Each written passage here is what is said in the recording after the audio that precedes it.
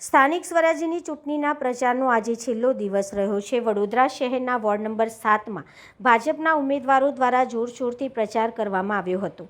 ઉમેદવારો વોર્ડના તમામ વિસ્તારોમાં ફરીને લોકો સાથે સીધો સંપર્ક સાધ્યો અને તેમની સમસ્યાઓ સાંભળી। પ્રચાર દરમિયાન ઉમેદવારોને લોકોથી ઉત્સાહજનક પ્રતિસાદ મળ્યો હોવાનું સામે આવ્યું છે।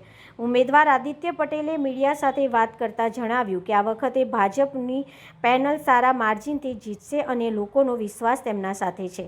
તે જ સમયે સચિન ખંડેલવાલે પણ મતદારોને દિલથી આભાર માન્યો અને જણાવ્યું કે લોકોનો આ પ્રેમ અને સમર્થન ભાજપ માટે જીતનો માર્ગ સરળ બનાવશે। ચૂંટણીના અંતિમ દિવસે સમગ્ર વિસ્તારમાં રાજકીય માહોલ ગરમાયેલો જોવા મળ્યો હતો। વિશ્વાસ રેલીનું ખૂબ સુંદર ભવ્ય આયોજન થઈ રહ્યું છે।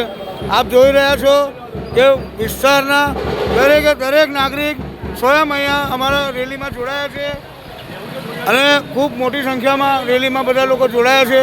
અમને આ જોઈને પૂરો વિશ્વાસ છે વોર્ડ નંબર 7ના તમામ ઉમેદવારની સૌથી વધારે લીડથી વડોદરા મહાનગરપાલિકામાં વિજય થશે। ભારતીય જનતા પાર્ટી વડોદરા મહાનગરમાં ગઈકાલે જ સમગ્ર વડોદરાએ ગુજરાતના યશસ્વી અધ્યક્ષ આદરણીય જગદીશભાઈ વિશ્વકર્માની આગેવાનીમાં ભવ્ય રોડ શો નિહાળ્યો છે। ત્યારે આજે ભારતીય જનતા પાર્ટી વડોદરા મહાનગર વોર્ડ નંબર 7ના ચારેય ઉમેદવારો ફરી એકવાર વિજય સંકલ્પ રેલીના માધ્યમથી લોક સંપર્ક અર્થે નીકળી રહ્યા છે, જન આશીર્વાદ મેળવી રહ્યા છે અને અમને ચોક્કસ વિશ્વાસ છે કે કમળ ફક્ત વોર્ડ નંબર 7માં નહીં પરંતુ સમગ્ર વડોદરામાં 76 કમળ ખીલવા જઈ રહ્યા